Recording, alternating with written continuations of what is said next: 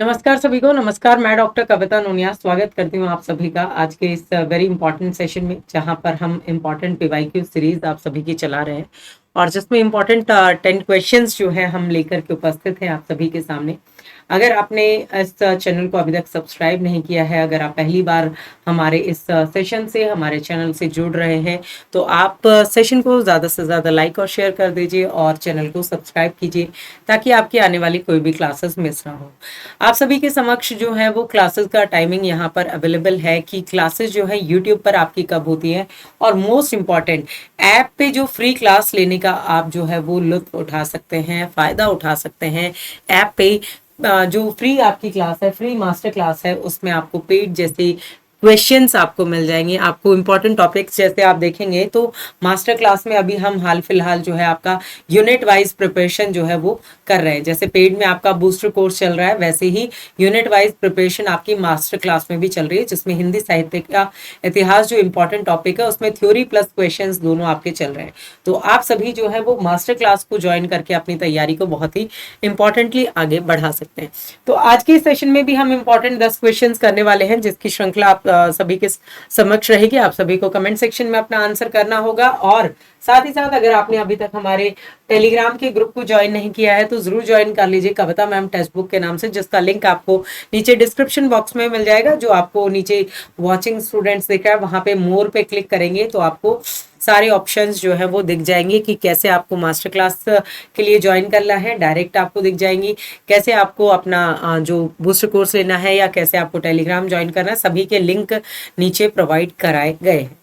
तो आगे बढ़ते हैं और आज के इस सेशन को आगे बढ़ाते हैं आप सभी के साथ इंपॉर्टेंट क्वेश्चंस की इस श्रृंखला जो है जिसको हम आगे बढ़ाते हैं। तो सबसे पहला क्वेश्चन आज के इस सेशन का, और अगर हम पिछले सेशन की बात करें, पिछले सेशन में भी हमने इंपॉर्टेंट 10 क्वेश्चंस किए थे, तो उसी के आगे का भाग 11वें नंबर का प्रश्न आप सभी के सामने ये रहा। तो प्रश्न है, निम्नलिखित में से कौन सी रचना जो है वो अग्रदास की नहीं है? ध्यान मंजरी, कुंडलिया, रामाष्टयाम और रामरासो। बताइए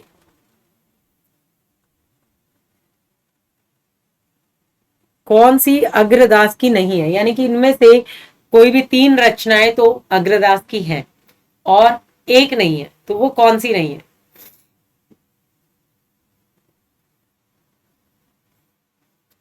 पहले तो आप ध्यान रखें कि भाई अग्रदास जो है वो संत भी थे, संत और कवि दोनों के स्वरूप में जाने जाते हैं। 16वीं शताब्दी के उत्तरार्ध में इनका स्वरूप आपको देखने को मिलेगा। ठीक है, 16वीं शती के उत्तरार्ध में जो है वो इनका स्वरूप आपके समक्ष आता है। अगर हम बात करें तो ये तीनों रचनाएं तो आपके अग्रदास जी की हैं, और ये जो राम रासो है, ये रचना जो है वो अग्रदास जी की नहीं है, क्योंकि ये किसकी है? माधव दास चारण जी की रचना है। माधव दास चारण जी की रचना के स्वरूप में ये आती है। अब अग्रदास कौन थे? अग्रदास जी जो थे वो कृष्णदास पैहारी के शिष्य थे, और अग्रदास कृष्णदास पैहारी के शिष्य और नाभादास जी के स्वरूप में अग्रदास जी के स्वयं के शिष्य जो हैं वो नाभादास जी देखे जाते हैं। ठीक है, तो ये एक गुरु शिष्य परंपरा कि भाई कृष्णदास पैहारी, उसके बाद में आपके अग्रदास, अग्रदास जी के शिष्य आपके नाभादास जी। ठीक है, अग्रदास जी ने रसिक संप्रदाय की स्थापना की थी। ठीक है, रसिक संप्रदाय के संस्थापकों में इनका नाम आता है। और ये अग्रदास जी की अगर हम बात करते हैं तो ये सीता, राम और सीता और राधा और कृष्ण की भांति रास लीला में रस लीला में जो स्वरूप है, तो वैसा ही स्वरूप जैसा राधा कृष्ण का, वैसा सीता और राम के स्वरूप में इन्होंने दिखाया। तो इन्होंने राम कृष्ण का जो स्वरूप है, या राम भक्ति काव्य परंपरा में जो रसिकता लाने का श्रेय जो है वो इनको जाता है। ठीक है, अग्र अली के नाम से जो है ये सीता की सखी बन करके और इस स्वरूप में रचनाएं किया करते थे। अगला प्रश्न है, रविंद्र कालिया की कहानी संग्रह जो है वो इसमें से कौन से?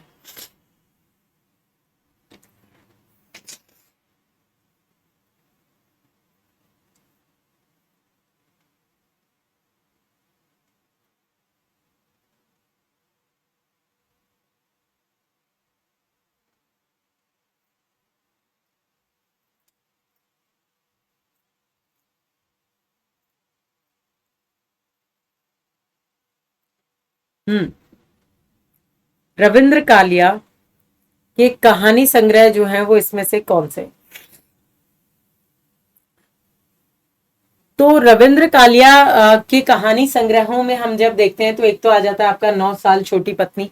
ये तो इनका बहुत प्रसिद्ध है ही। 1969 में जो है वो इनका ये कहानी संग्रह का स्वरूप आपको देखने को मिलेगा। काला रजिस्टर भी जो है ये भी रविंद्र कालिया जी का ही आ जाता है। ये 1972 में जो है आपका आएगा। और बाकीलाल ये इसके भी 10 साल बाद 1982 में आ जाएगा। ठीक है, तो ये तीनों जो है वो इनके कहानी संग्रह है। अगर हम बात करें 3 साल का सफरनामा, ठीक है, तो ये आ जाता है आपका 1981 में। और प्रेत मुक्ति जो है ये इसके 10 साल बाद 1991 में। अब ये दोनों जो है ये आपके संजीव जी के कहानी संग्रह, ये दोनों संजीव जी के कहानी संग्रह के स्वरूप में आते हैं। दोनों कहानी संग्रह, लेकिन 3 इसमें से रविंद्र कालिया के हैं और 2 जो है वो आपके संजीव जी के हैं। उसके अलावा गरीबी हटाओ जो है वो रविंद्र कालिया जी का एक बेहतरीन कहानी संग्रह आता है जो 1976 में आता है। तो वो स्वरूप इनका आ जाता है। तो इस तरह से, और संजीव जी का आ जाता है दुनिया की सबसे हसीन औरत। ठीक है, ये भी इनका बहुत ही प्रसिद्ध कहानी संग्रह है। गुफा का आदमी जो है ये भी इनका बहुत प्रसिद्ध कहानी संग्रह जो है 2006 में आता है। तो ये वर्णन आ जाता है। तो यहाँ पे A, B और C ये आ जाएगा सही उत्तर। अगला प्रश्न है, क्या भूलूं क्या याद करूं? इस आत्मकथा की रचना के आत्मकथात्मक रचना के पात्र जो है वो कौन है?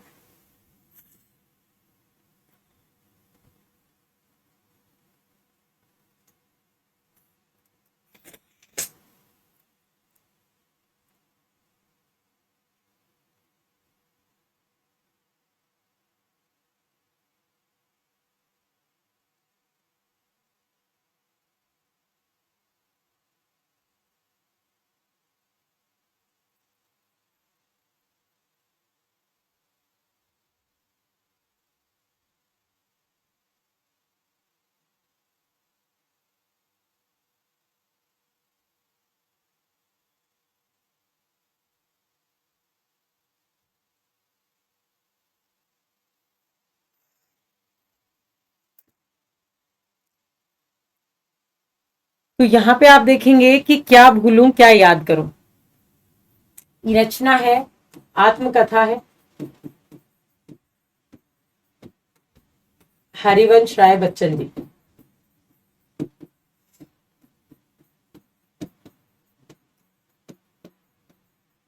और ये इसका पहला भाग है।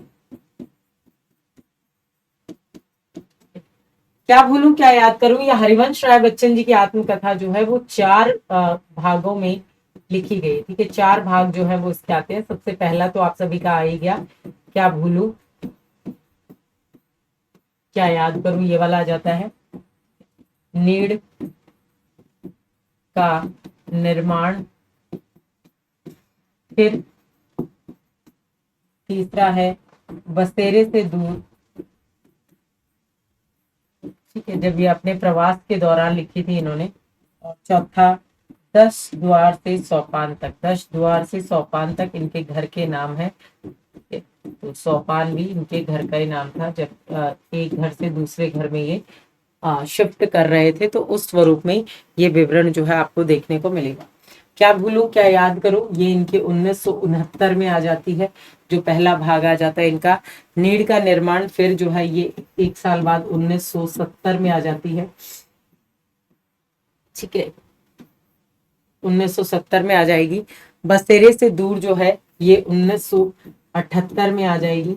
और 10 द्वार से सोपान तक ये 1985 में आपकी आ जाएगी। ठीक है, तो ये वर्णन आपको इसके अंतर्गत देखने को मिलेगा। तो यहाँ से आपको समझ में आ जाएगा कि भाई क्या भूलूं क्या याद करूं में जो पात्र की बात करें तो इसमें कैथी लिपि को इन्होंने कायस्थो लिपि के नाम से पुकारा। बहुत अच्छा क्वेश्चन बनता है यहाँ से। हरिवंश राय बच्चन जी जो है वो सबसे पहले इसमें अमोढ़ा गांव का जिक्र करते हैं। तो अमोढ़ा और बाबूपट्टी गांव का उल्लेख जो है इस आत्मकथा के अंतर्गत हुआ है। जब बच्चन जी 44 साल की 44 ईयर की एज में जब PhD करने के लिए कैम्ब्रिज गए थे तब ये बसेरे से दूर का स्वरूप इसमें आता है। ठीक है। बच्चन जी के जो दादाजी थे ललितपुर की जेल में दरोगा थे, ठीक है, जहां वहीं बच्चन जी के पिता का जो है वो जन्म भी हुआ था। तो इसमें अपने परदादा के समय की बात से जो है वो यहाँ पर शुरुआत हरिवंश राय बच्चन जी करते हैं। और इसमें आपको जो पात्र के स्वरूप में जो वर्णन देखने को मिलेगा, जग्गू बाबा इसके अंतर्गत जो है वो नहीं होते हैं। इसके अंतर्गत जग्गू नाम से पात्र की जगह जो और अन्य आते हैं, जैसे बुद्धि है, तुलसी है, प्रताप नारायण है, सुरसती है, ठीक है, मंगल पंडित है, सुंदर है, करकल है, ठीक है, चंपा है, श्यामा है, शालिग्राम है। इस तरह से जो पात्र आपके इसके अंतर्गत आते हैं, तो इसमें पात्र आ जाएंगे प्रताप सिंह, करकल, श्यामा, ठीक है, और ये इसमें नहीं आएंगे।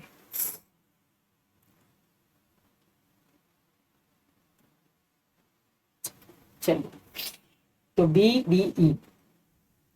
अगला क्वेश्चन, शमशेर बहादुर सिंह जी की कविताओं को प्रकाशन वर्ष के अनुरूप पहले से बाद के क्रम में आपको व्यवस्थित रूप से लगाना है कि क्या होगा सही अनुक्रम।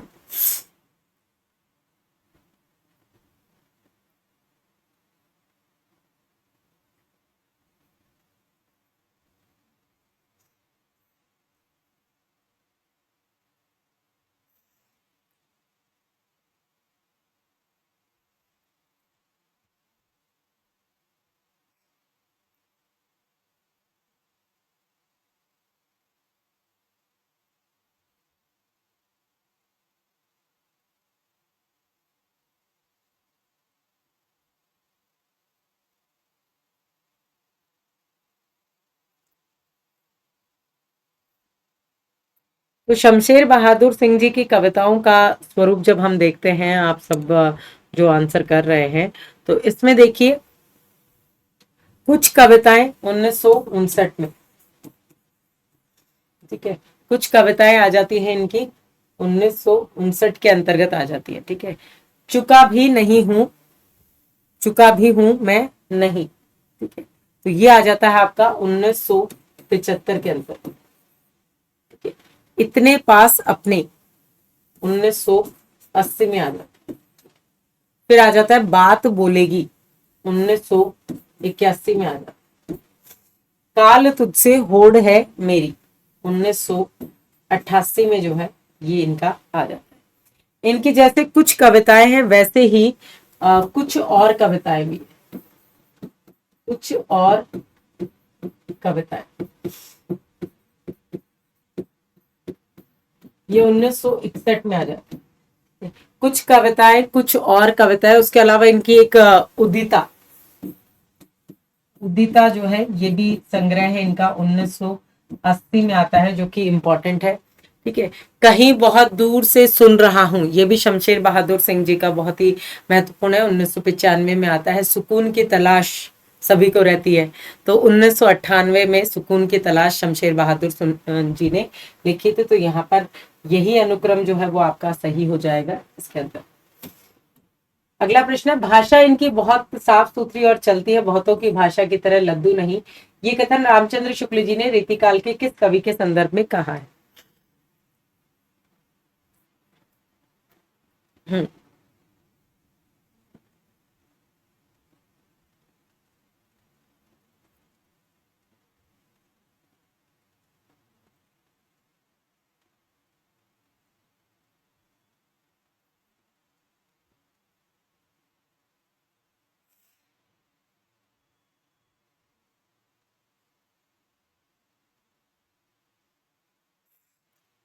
हाँ जी।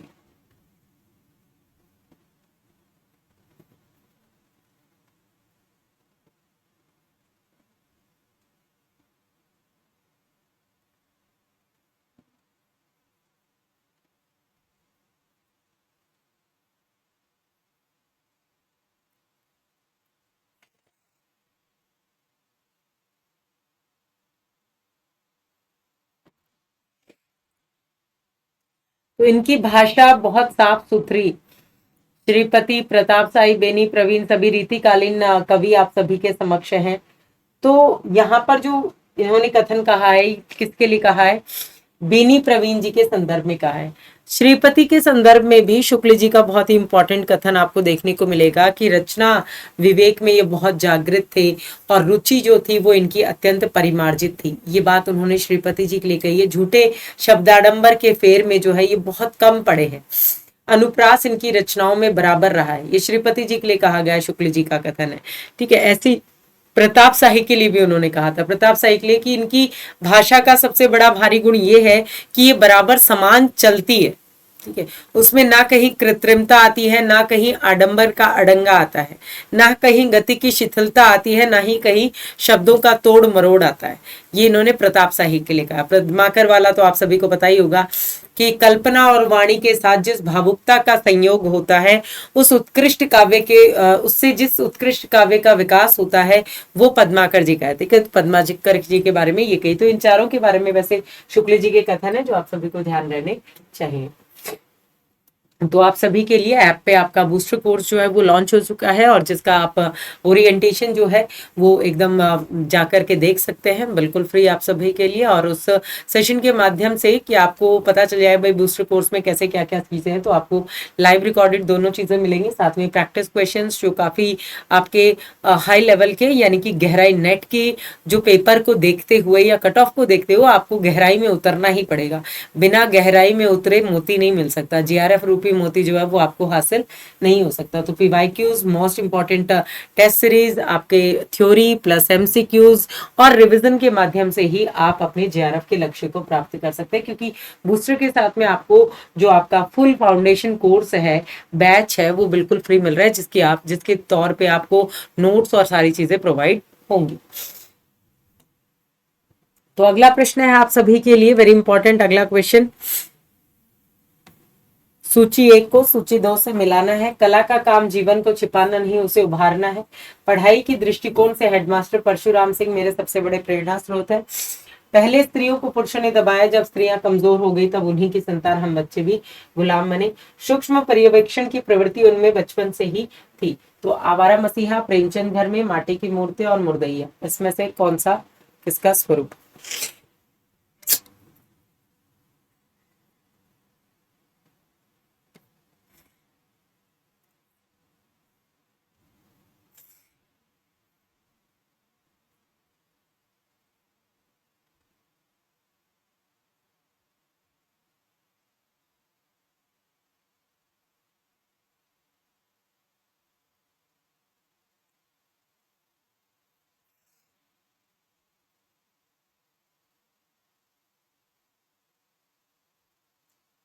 तो कला का काम जीवन को छिपाना नहीं, उसे उभारना है। ठीक है, तो ये महत्वपूर्ण कथन आपको देखने को मिलेगा। कला किसमें है? माटी की मूर्ति में। ठीक है, माटी की मूर्ति रामवृक्ष बेनीपुरी जी की 1946 में रचना है, जिसमें 12 रेखा चित्र जो है वो आपको देखने को मिलेंगे। ठीक है, फिर पढ़ाई की दृष्टिकोण की दृष्टि से हेडमास्टर परशुराम सिंह का मेरे जीवन में सबसे बड़ा प्रेरणा स्रोत है, यह है आपके डॉक्टर तुलसीराम जी की जो मुर्दहिया आत्मकथा का स्वरूप आपका आता है। इसमें मुर्दहिया 2010 में आती है, और इसका दूसरा भाग जो आपको देखने को मिलेगा मणिकर्णिका, ये 2014 में आपका आता है मणिकर्णिका। ये आत्मकथा स्वरूप की रचना है। पहले स्त्रियों को पुरुषों ने दबाया, ये वाला स्वरूप जो है आपको कि प्रेमचंद घर में, प्रेमचंद जी का व्यक्तित्व जो है कि उनके लेखनीय जीवन से सभी परिचित रहे, लेकिन उनके व्यक्तिगत जीवन के स्वरूप में शिवरानी देवी जो है उनके लिए ये 1944 में इस जीवनी को लिखती है। और सूक्ष्म पर्यवेक्षण की शक्ति उनमें पहले से ही थी। शरद चंद्र जी के बारे में आवारा मसीहा विष्णु प्रभाकर जी ने 1974 में ये जीवनी जो है वो लिखी। तो जीवनी का स्वरूप, जिसमें जीवनी में आपको 2 चीजें याद रखनी होती है, किसके बारे में लिखी गई है और किसने लिखी है।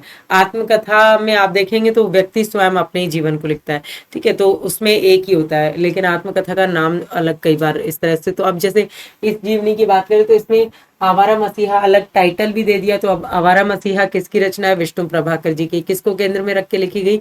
शरद चंद्र चट्टोपाध्याय जी को। तो इस तरह से आपको चीजें इसमें याद करनी है। तो यहाँ पे ऑप्शन 2 जो है वो इसका करेक्ट आंसर हो जाएगा। निम्न में से भारतेंदु हरिश्चंद्र जी द्वारा रचित हास्य व्यंग्य निबंध जो है वो इसमें से कौन सा है? कंकड़ स्रोत, अंग्रेज स्रोत, स्वर्ग में विचार सभा का अधिवेशन, नाटक और मणिकर्णिका।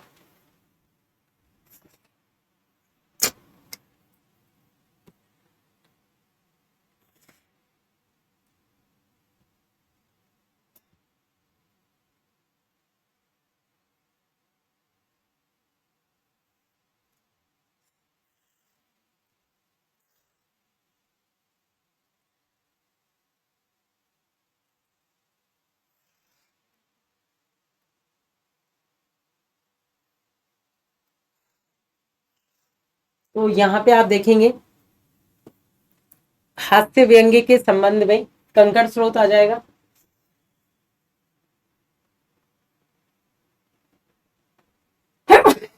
अंग्रेज स्रोत आ जाएगा, और स्वर्ग में विचार सभा का अधिवेशन आ जाएगा। ठीक है, ये तीनों ही जो है वो इसके अंतर्गत आपके हास्य व्यंग्य रचना में आ जाएगी।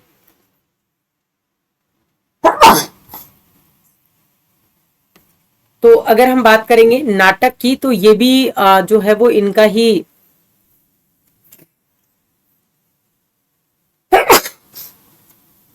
निबंध है, लेकिन नाटक जो निबंध है इनका, ये आपका हास्य व्यंग्य स्वरूप में नहीं आता। मणिकर्णिका भी वो वाली मणिकर्णिका आत्मकथा के स्वरूप में, ये दोनों ही जो है वो है तो निबंधी, लेकिन जो है वो आपके इसके स्वरूप में नहीं आते जिसमें हास्य व्यंग्य नहीं है।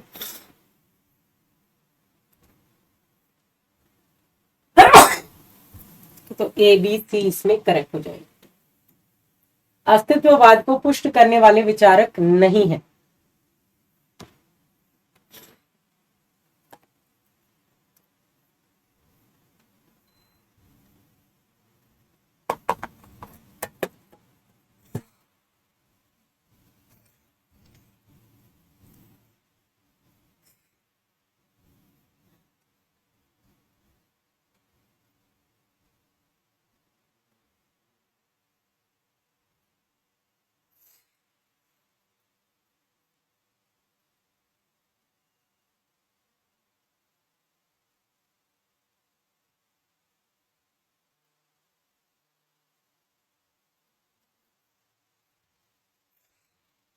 तो अस्तित्ववाद को पुष्ट करने वाले जो आपके विचारक हैं, इसमें आप देखेंगे ज्यो बौद्रिला, ये जो है आपके, ये आपके उत्तर आधुनिकतावाद से संबंधित है।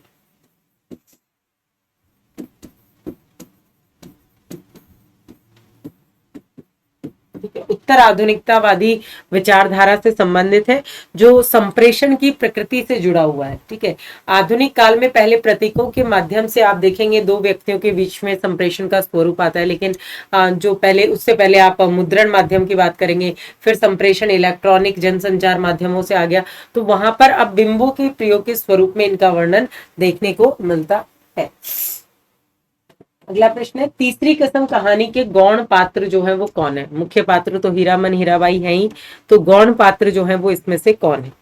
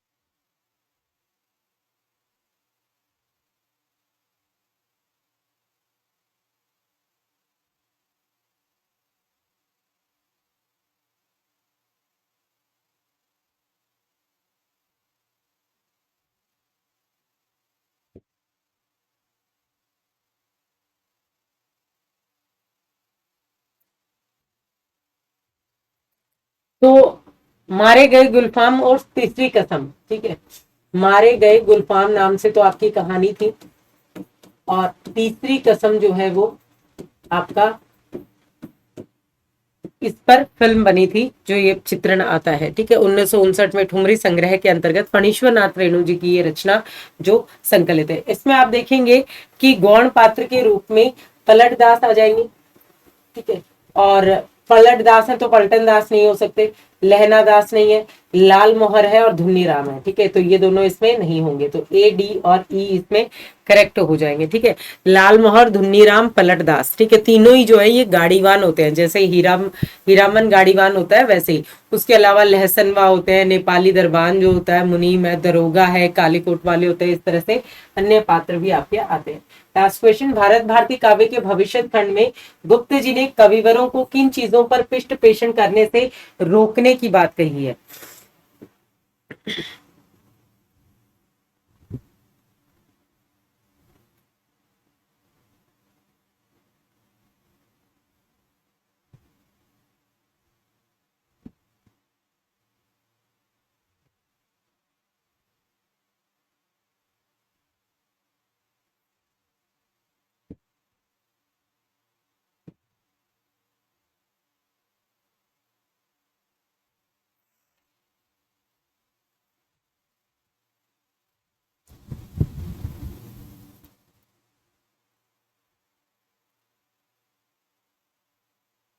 तो यहाँ पर आप सभी देखेंगे भारत भारती काव्य में भविष्य खंड में जो रचना है, भारत भारती मैथिली शरण गुप्त जी की आपकी रचना,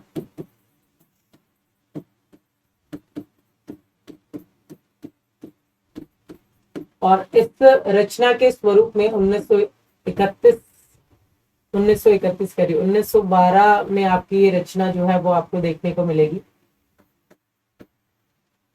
1912 में आपकी ये रचना मैथिली शरण गुप्त जी की आती है, और मुदस्से हाली और ब्रिज मोहन दत्तात्रेय की प्रेरणा से, उनकी प्रभाव से, कैफी जी के द्वारा जो भारत दर्पण लिखी गई थी, उससे प्रेरणा लेकर के इन्होंने भारत भारती रचना लिखी।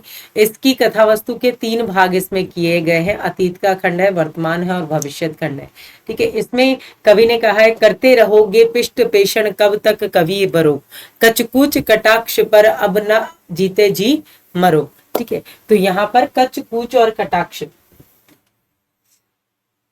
इन सब के पिष्ट पेषण को रोकने की बात कही है। यानी कि क्योंकि आप देखेंगे द्विवेदी युग जो है उसमें आपका राष्ट्रीयवादी स्वरूप जो है वो आ जाता है, तो श्रृंगारिक स्वरूप को त्यागने की बात कही जाती है। तो यहाँ पर ए, बी और सी करेक्ट आंसर हो जाएंगे, ठीक है। तो ये आप सभी का आज का इम्पोर्टेंट सेशन, और जिसके अंतर्गत आप सभी को जरूर जो है इम्पोर्टेंटली हमारे बूस्टर सेशन को ज्वाइन करना ना करना आपकी मर्जी है, लेकिन उसके लिए आपको पहले एक बार ऐप पे आकर के और फ्री सेशन से जरूर जुड़ना है, और उसे देखना है कि आप अपनी तैयारी की ये चीजें, ये टॉपिक्स क्या आपको आते हैं, क्या इसमें आप गहराई तक उतरे हैं, इन सब चीजों के बारे में क्या आपको पता है। अगर ये सब आपको नहीं पता है तो आपको जरूर लेना है, क्योंकि अगर गहराई में नहीं उतरे तो जेआरएफ पार नहीं कर पाओगे। तो आज की इस होमवर्क क्वेश्चन पे हम चलते हैं। होमवर्क क्वेश्चन है आज आपका कि शेखर एक जीवनी उपन्यास से आप सभी परिचित हैं। शेखर एक जीवनी,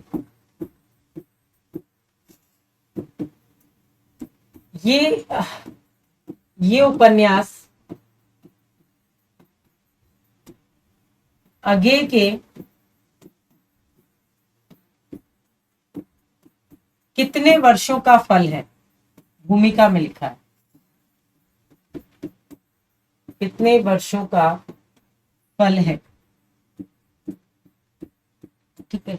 इसका आंसर आपको वीडियो समाप्ति के बाद में कमेंट सेक्शन में देना है। 8, 9, 10, 11, 12, 13, 14 कितने वर्षों का फल है शेखर एक जीवनी जो उन्होंने बताया है। और इसका होमवर्क का आंसर तो आपको नेक्स्ट सेशन में मिल ही जाएगा। जैसे लास्ट जो हमारा सेशन था 10 का दम वाला, जिसमें मैंने आपसे पूछा था दूध की कीमत जो रचना है वो किसकी रचना है, तो दूध की कीमत जो रचना है वो प्रेमचंद जी की रचना है, जिसमें पशु की संवेदना को अभिव्यक्त करते हुए उन्होंने उस रचना को लिखा। जैसे आप पूस की रात पढ़ते हैं और दो बैलों की कथा आपने प्रेमचंद जी की पढ़ी, वैसे ही दूध की कीमत भी प्रेमचंद जी की रचना है। तो आप सभी हमारे मास्टर क्लास को ज्वाइन करना मत भूलिएगा, ऐप पे जाइए और मास्टर क्लास, पिछली मास्टर क्लासेस भी आप देख सकते हैं जो आपकी हुई हैं, जिसमें आपको कॉन्सेप्ट वाइज, यूनिट वाइज जो है आपकी प्रिपरेशन इसमें चल रही है, वो भी बिल्कुल फ्री। तो ऐप पे जाइए और मास्टर क्लासेस से जुड़ लीजिए। तो जो भी स्टूडेंट्स न्यू है उनको एक बार आप सभी को बता दें कि आप लोग जो है वो कैसे कूपन कोड जो है वो कैसे अप्लाई कर सकते हैं। तो यहाँ पे जब मैंने आपको बताया कि किस तरह से जब आपकी जो क्लास होती है वहां उस क्लास पर ही आपको मोर का ऑप्शन मिलता है यहाँ पे, ठीक है। तो अब यहाँ पर मोर का ऑप्शन आता है, तो मोर का ऑप्शन जब आप क्लिक करते हैं तो आपको यहाँ पर एक तो बूस्टर कोर्स को ज्वाइन करने के लिए आपको ये लिंक दिया हुआ है जिसको आप देख सकते हैं, और साथ ही साथ आप कूपन कोड जो है वो एक्स्ट्रा डिस्काउंट के लिए कविता नाम का कूपन कोड यूज कर सकते हैं। मास्टर क्लास को ज्वाइन करेंगे तो डायरेक्ट यहाँ पे आप क्लिक करेंगे तो आपकी मास्टर क्लास जो है वो ओपन हो जाएगी। ये इस तरह से आपकी मास्टर क्लास जो है वो आपकी दिख जाएगी यहाँ पर, और जिसमें आपको हिंदी साहित्य का इतिहास जो है इसका स्वरूप आपको दिखाई देगा, और आप लगातार जो है वो हमारे साथ अपनी क्लासेस से कनेक्टेड हो सकते हैं, ठीक है।